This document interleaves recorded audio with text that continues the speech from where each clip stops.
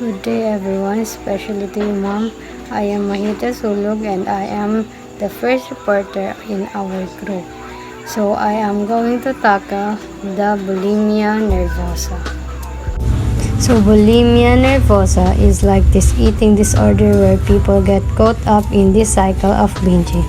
So binging is eating a ton of food in one go and then purging. Purging is getting rid of it somehow, whether that's through vomiting, laxatives, or excessive exercise. It's not just about food or eating. It's a complex mental health issue that can be super tough to break free from. People with bulimia often struggle with feelings of guilt, shame, and loss of control around food, which can lead to some serious physical and emotional health problems if isn't addressed. Diagnostic criteria.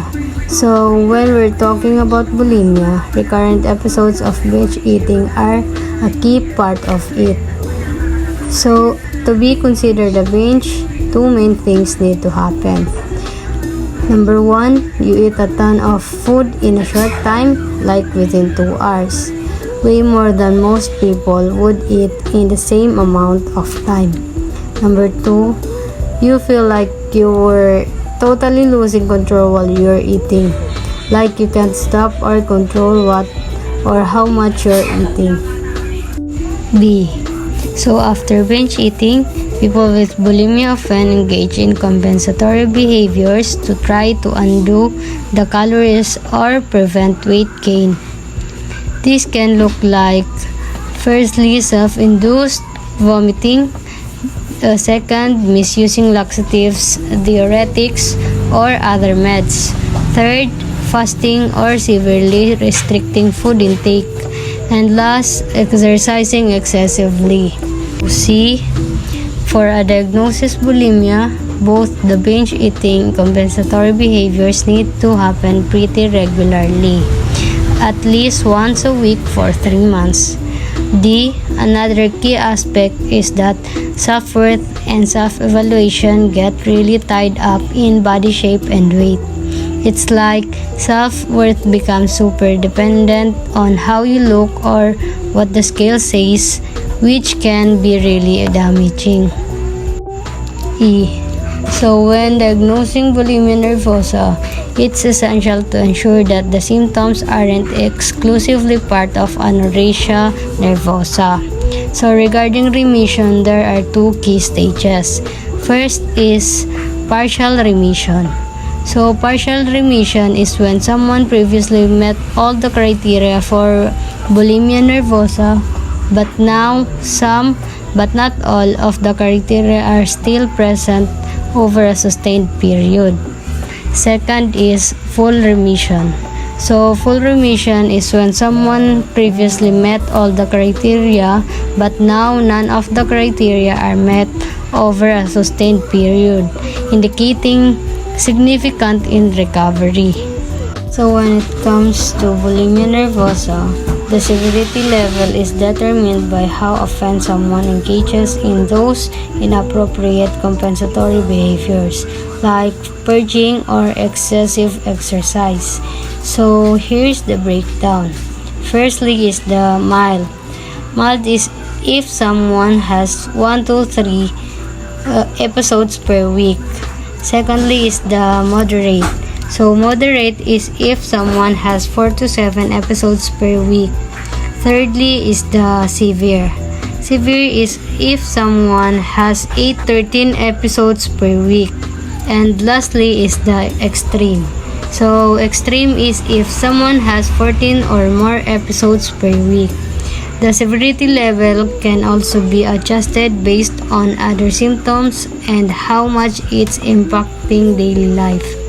So it's not just about the frequency of behaviors.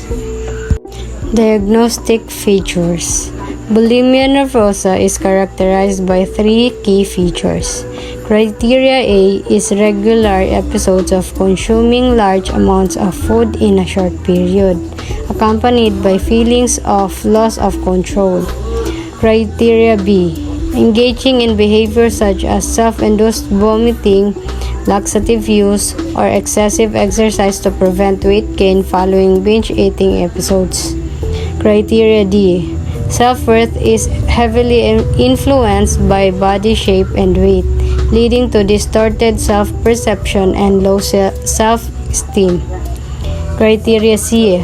To qualify a diagnosis of bulimia nervosa, the individual must experience binge eating and compensatory behaviors at least once per week for a duration of 3 months. Criteria A1. An episode of binge eating is defined as consuming a significantly larger amount of food than most individuals would eat in a similar period, usually less than 2 hours, under similar circumstances. For example, an individual may begin a binge in a restaurant and then continue to eat on returning home. Continual snacking on small amount of food throughout the day would not be considered an eating binge. Criteria A2. To qualify as a binge eating episode, the excessive food consumption must be accompanied by a sense of lack of control over eating. Some individuals describe a dissociative qualify during or following the binge eating episodes. The impairment in control associated with binge eating may not be absolute. For example, an individual may continue binge eating while the telephone is ringing but will cease if a roommate or spouse unexpectedly enters the room. So some individuals report that their binge eating episodes are no longer characterized by an acute feeling of loss of control but rather by a more generalized pattern of uncontrolled eating. So if individuals may report that they have abandoned effort to control their eating, loss of control should be considered as present. Criteria B. Individuals with bulimia nervosa regularly engage in inappropriate compensatory behaviors such as purging, laxative use, or excessive exercises to prevent weight gain following binge eating episodes. Criteria D. People with bulimia nervosa tend to overly focus on their body shape or weight when evaluating themselves, and these factors heavily influence their self-esteem. So, lastly, criteria E.